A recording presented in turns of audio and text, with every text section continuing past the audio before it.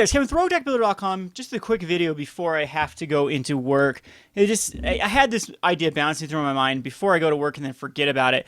I thought that I would go ahead and just do a quick video on a couple of things that I think would improve Puca Trade. This is a positive video for all you people thinking it's going to be another hate on Puca Trade video.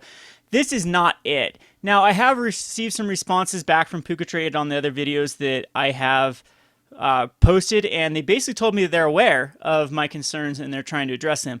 That I am so satisfied with that response. That is so much more than you get from so many other companies and things that just don't even care about the little guy. So big kudos, big shout out to Puca Trade for that. And I understand. I really have really caught the Puca Trade vision here. I think they are going to continue to make their service a better and better place. And I got to give them a lot of credit because I know that Puca Trade isn't the oldest service ever, and it is quite nice for how long they've quote unquote been in business. So here's just a little bit, another idea that I think that would greatly improve, and I'm sure other people have talked about this before, the Puca Trade experience. And the first one is ratings and a tip jar. So my problem I'm having with some of the community members, since this is driven by non-professionals, it means that casual Joes are trading cards back and forth, is receiving. Look at some of these. There's no real way to just say it's just complete trade or report problem. There's no like in between to say, hey, this was a great transaction, or hey, this transaction was acceptable, but I'm not happy with it, but I still think it should get paid. Like on like TCG Player and eBay, you can kind of do that. You can say, hey, it was TCG actually asks if it was fast shipping, if the cards came in a condition that you thought was acceptable or as printed, and what overall rating you'd give them, the shipper. So I think that they should incorporate, after this complete trade, a little place where you can say rate this trade, and then you can give. And now this thing would help out with a lot of things. First of all, I want them to put a little bar that you can, a slider bar, to where, say if this is a slider bar here, you could slide it to what acceptable shipper rating would they have to be able to ship you cards. Because I mean, I would probably slide this bar down to like an 80% or something, and then flat out refuse to receive cards from people that have poor interactions with people in the past. I just don't want to deal with it. And then that would help out the whole trade community. It'd really make people more aware of shipping off their cards on time and in proper conditions. Now, I'm not the biggest prude, I guess. I don't know what other word I'd use for conditioning. Like, usually I get some cards that are not quite near mint, and that's fine. I'm okay with it as long as it's lightly played. Near mint, lightly played to me is basically the same thing. But I have had some cards come in dismal shape. Like, completely, like foils that are so clouded that, first of all, one of them was just a Koth of the Hammer, and I'll have to show it to you sometime, and it was so clouded. There's no way, no how, and a little bit, like, bent, folded, whatever you want to call it, foils conditions get into when they're not properly sleeved. And there's no way you could pass it off to even close to near mint. Now, luckily, I don't care. I just wanted it for my Scred Red deck, so I just wanted a Koth of the Hammer. And that was the best way through Puca Trade to even get one, is by selecting the foil one, and that's fine. And the thing is, like, he packaged it kind of weird to begin with, and it just...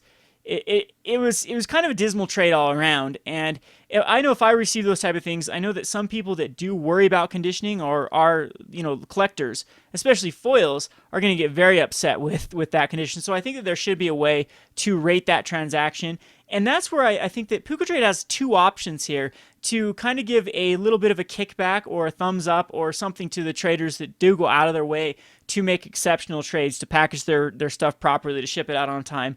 And the first way is, I think that maybe they could throw back like 2 points. So the three questions I think that they should rate here after you go to this complete rate is, did you receive all of your cards in the condition that, something to do with the packaging and the conditioning of the card? And if you give it 5 stars, maybe Puca Point gives you a point, or gives that person a point for shipping it off properly. Yay, you get a Puca Point, which is a cent. You don't need to. I don't think that will cause a huge disparity in points, especially since it's going back into the community. Like, there will be a little bit of influx of points, which they'll have to have some sort of dump, point dump. But there is also people that just quit the service that those points go away, so that might end up balancing it out. And maybe they just do give out a negative point for people that don't do a trade properly, and maybe that fund will go into balancing the system. So that'll be part of the use of service, is if you get a bad rating, it docks you a point or two or something like that. Now, and then the second question would be like, did they ship it out on time? And this is what I have the biggest problem with this. Look at these. Initiated 4:30 of 2015, and they didn't decide to ship it off until 5:10. 5:10? Are you kidding me? 10 days later, they finally got around to being like, okay, I guess I'll ship this card. It's been long enough. Even this guy, like this one's a little unacceptable. 3 days later, decided I still haven't received it. So 4:30, and I still haven't received this card. Could it be something wrong with the mail? So far, I've had 100% of my cards actually come through, and which is awesome for Puca Trade. And so here, like with this guy, when this card finally does show up, I can dock him a point or say this card, he took 10 days to initiate, to actually go from I'm going to send this card to actually sending this card. That to me is unacceptable, and I can dock him that point. And then, so anywho, we will, the next thing I can do is, or the next, and the last one is basically just an overall rating of the transaction, and then they can give you a little bit of a plus or minus, or a 5-star, or a 4-star, or 3-star when you complete this trade. So anyway, the last thing I think the Puca Trade can do is a tip jar at the end after you hit this complete trade. It says and say maybe the tip jar only comes up if you give them complete perfect stars on everything. Then it said you rated this transaction a perfect 10 out of 10. Would you like to tip the sender? And this of course would incentivize those people from actually setting off cards properly, and I think that would just do a lot for Puca Trade. So anyway, I'm very, very excited for the future of Puca Trade. A lot of my videos in the past have been a little bit negative, and now you guys are probably like jumping all around. Does Kevin like the service or hate the service? I'm still iffy about this service. In my last videos, there is definite problems to resolve,